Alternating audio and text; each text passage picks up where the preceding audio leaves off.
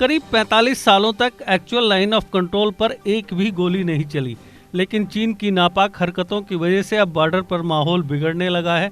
जानकारी के मुताबिक 20 दिन में पूर्वी लद्दाख में सीमा विवाद को लेकर भारत चीन के बीच 3 बार फायरिंग की घटना हो चुकी है।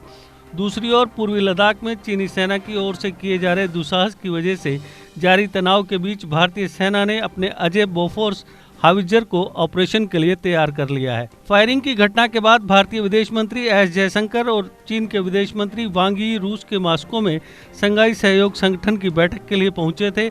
इस बैठक से अलावा भी दोनों विदेश मंत्रियों के बीच मीटिंग हुई थी और दोनों ने सीमा पर अप्रैल से जारी तनातनी पर बातचीत कर तनाव को कम करने की वकालत की थी।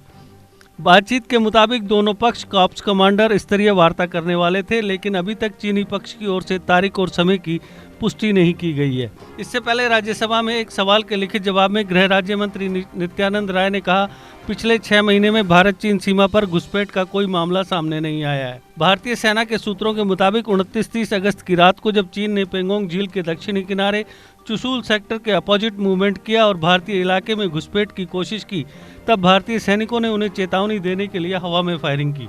चीनी सैनिकों की तरफ से भी हवा में फायरिंग की गई। इस दौरान भारतीय सैनिकों ने दक्षिणी किनारे अहम चोटियों पर अपनी पोजीशनें जमा ली, जिससे भारतीय सेना वहां एडवांटेज पोजीशन में आ गई। 7 सितंबर को चीनी सैनिकों ने इन्हीं चोटियों पर भारतीय पोजीशन के करीब आने की कोशिश की। भारतीय सेना ने जो वायर ऑब्स्टिकल लगाई हैं उन्हें काटने की कोशिश की। तब चीनी सैनिकों को चेतावनी देने के लिए भारतीय सैनिकों ने हवा में फायरिंग की।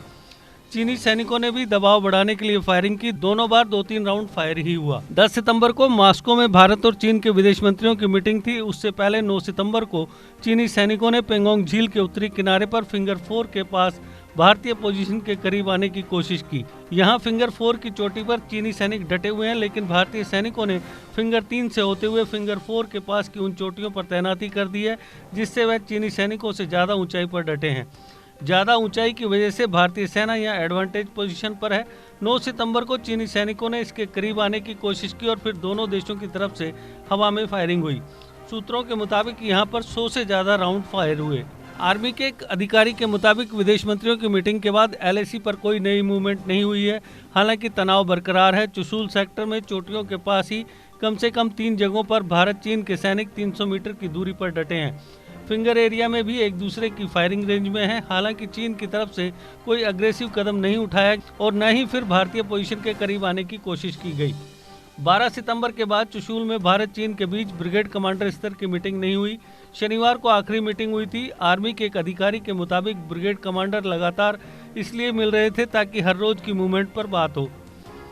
विदेश मंत्रियों की मीटिंग के बाद कोई मूवमेंट नहीं हुई है, इसलिए मीटिंग की जरूरत नहीं लगी। सूत्रों के मुताबिक अभी तक कोर कमांडर मीटिंग का एजेंडा तय नहीं हो पाया है, इसलिए इसकी भी संभावना बनी हुई है कि मीटिंग में कुछ देरी हो सकती है। पहले कहा गया था कि मीटिंग इसी हफ्ते होगी। आर्मी के एक अधिकारी के मुताबिक अभी तक मीटिंग की तारीख पर किसी भी तरह से कोई बात नहीं हुई है, इसलिए यह भी मुमकिन है कि मीटिंग इस हफ्ते ना होकर बाद में हो। सूत्रों के मुताबिक लद्दाख में बोफोर्स तोपों को भी ऑपरेशन के लिए तैयार किया जा रहा है। लद्दाख में इंजीनियर्स 155 मिलीमीटर बोफोर्स तोप की सर्विसिंग और मेंटेनेंस का काम कर रहे हैं। बोफोर्स तोप को 1980 के दशक के मध्य में तोपखाने की रेजिमेंट में शामिल किया गया था।